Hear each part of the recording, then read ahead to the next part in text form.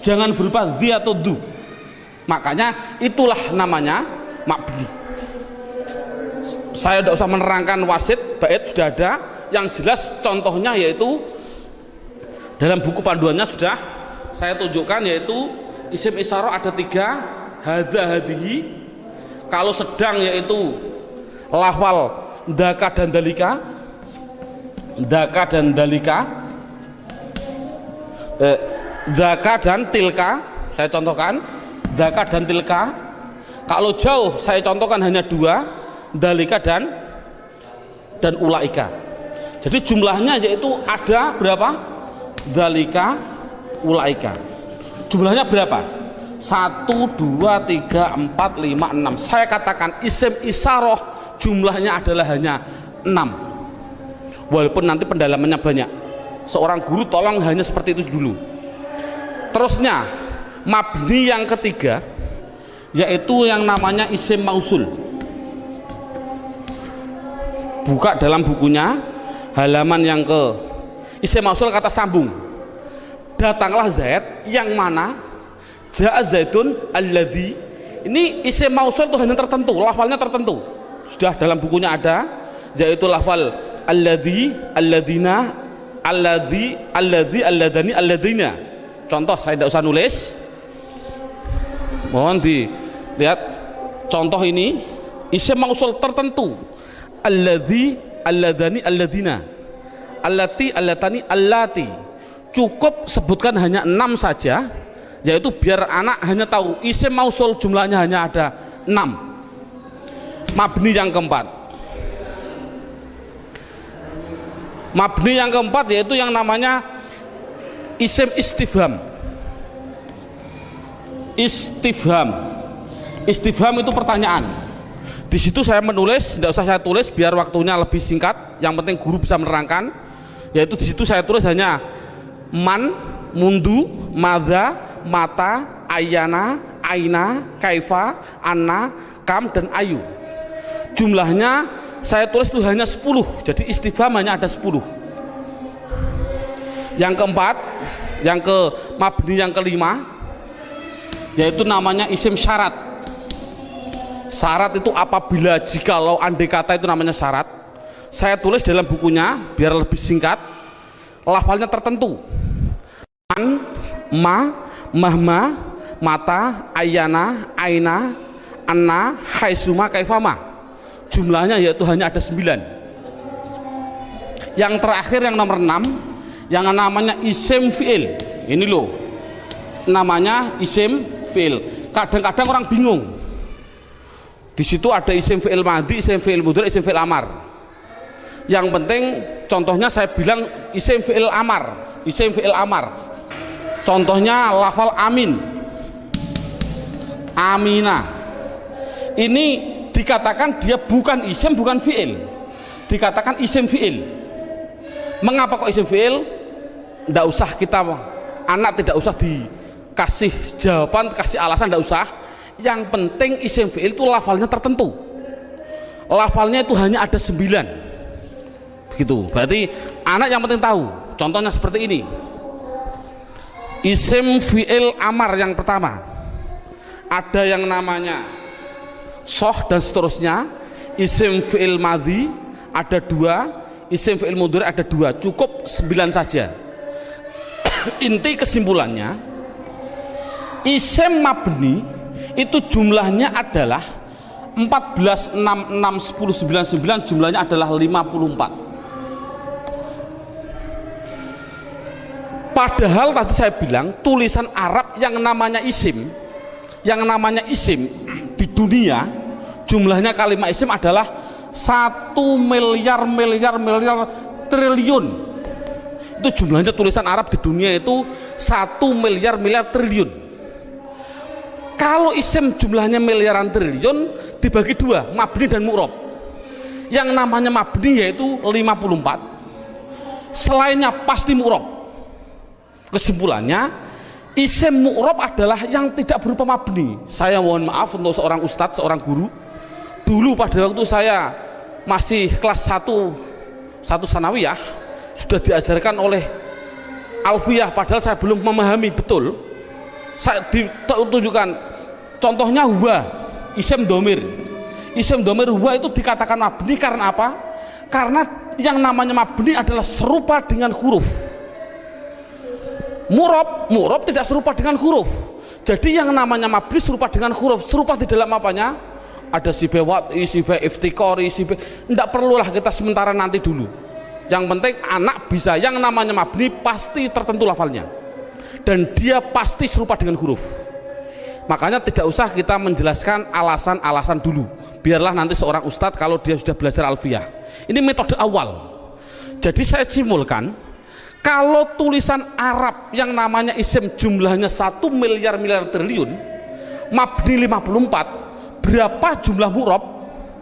Jumlah murob ya miliaran triliun dikurangi 54. Kalau kita nulis persen, ya mungkin 0,000 nafas hampir habis baru 1%. Jadi anak mudah. Isim domir ada 14, isim isyarah ada 6. Contoh, alhamdu, isim fi'il atau huruf? Isim. Tahu kok isim? Ada al.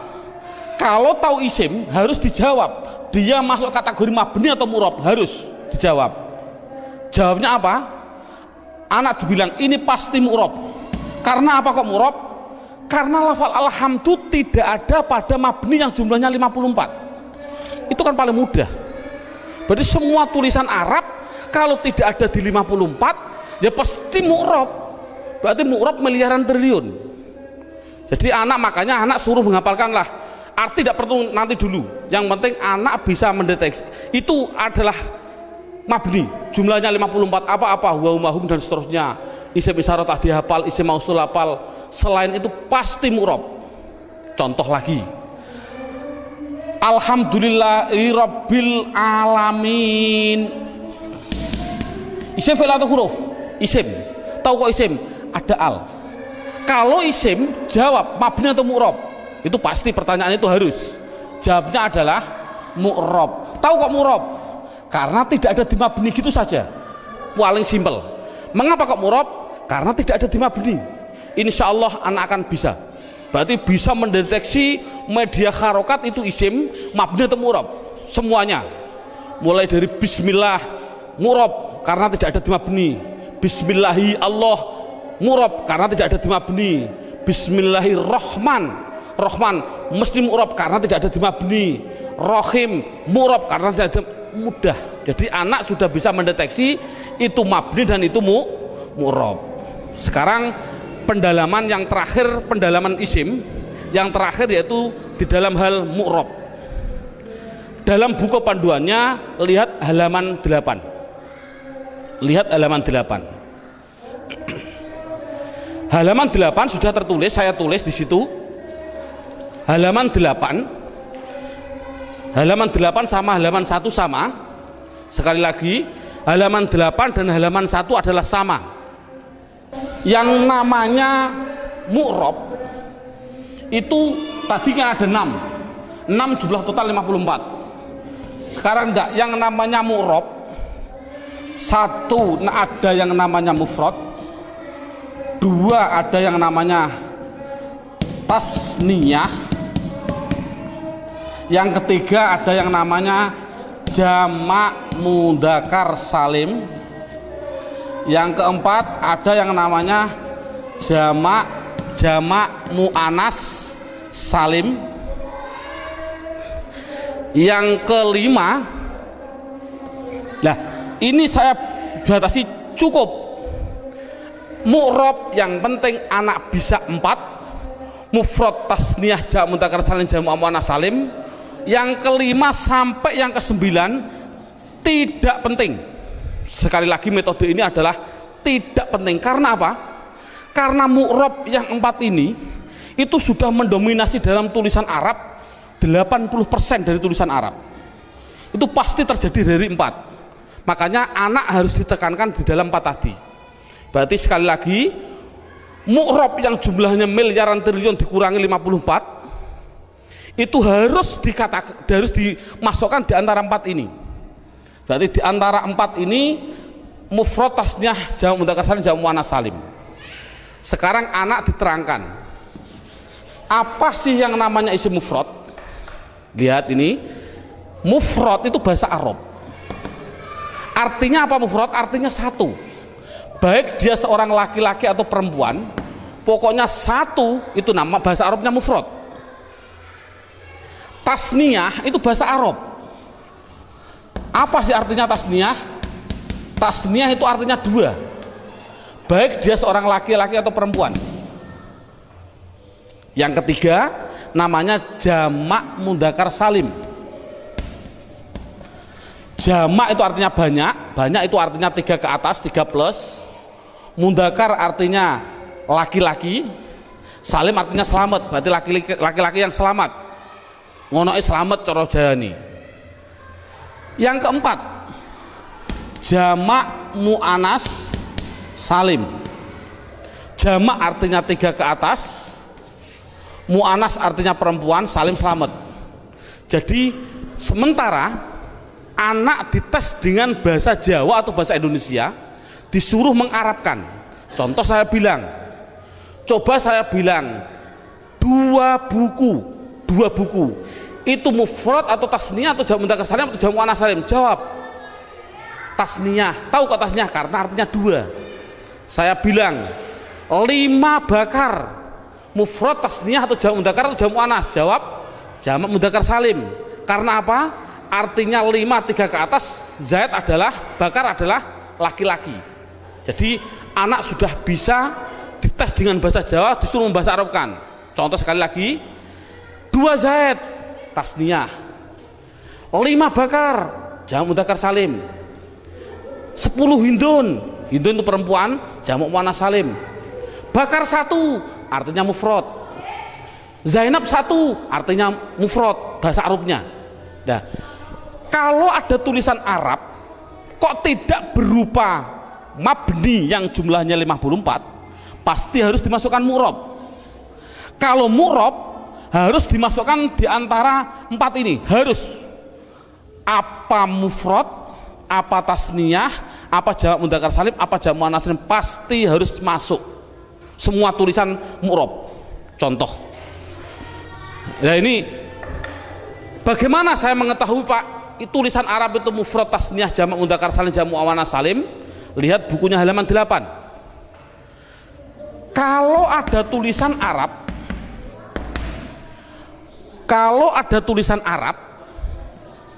belakangnya kok ada alif nun atau ya nun, nunnya dibaca kasroh ni, sebelum ya dibaca fathah, sebelum alif dibaca fathah, bunyinya ani atau aini, mesti artinya 2.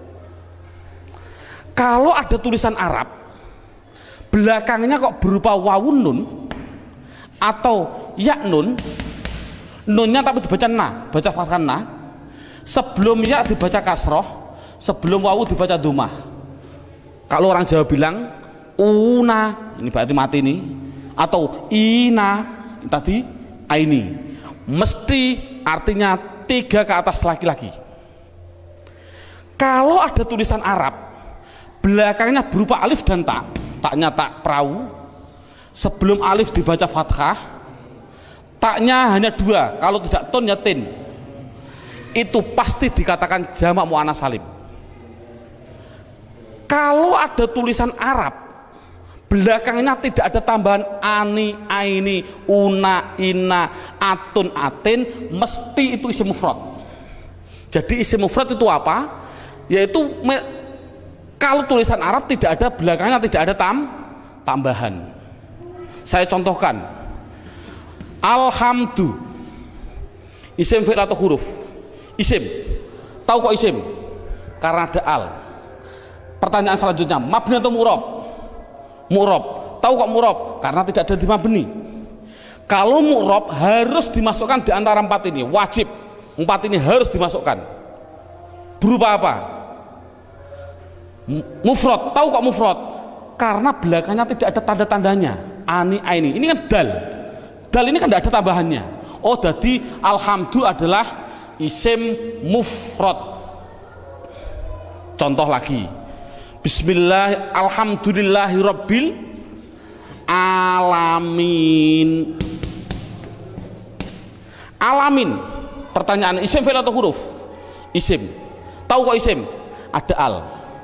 Mabni atau mu'rab? Mu'rab. Tahu kok mu'rab? Karena tidak ada di mabni. Kalau masuk mu'rab, masukkan di antara 4 ini. Bunyinya apa? Jamak mudzakkar salim. Tahu kok jamak mudzakkar salim? Karena belakangnya ada inang, ya nun, sebelumnya dibaca kasroh. Cocok gak dengan ini? Ina. Jadi tulisan Arab mesti gitu semua. Kalau mu'rab pasti harus masuk kategori di antara 4 tadi. Ini alhamdulillah berapa jam ini anak sudah bisa 100% mendeteksi isim dan mengkategorikan di antara mabni dan mu'rab. Subhanallah, sudah bagus. Ini untuk apa isim tadi? Oh nanti. Itu adalah setelah 3 jam. Kita istirahat dulu.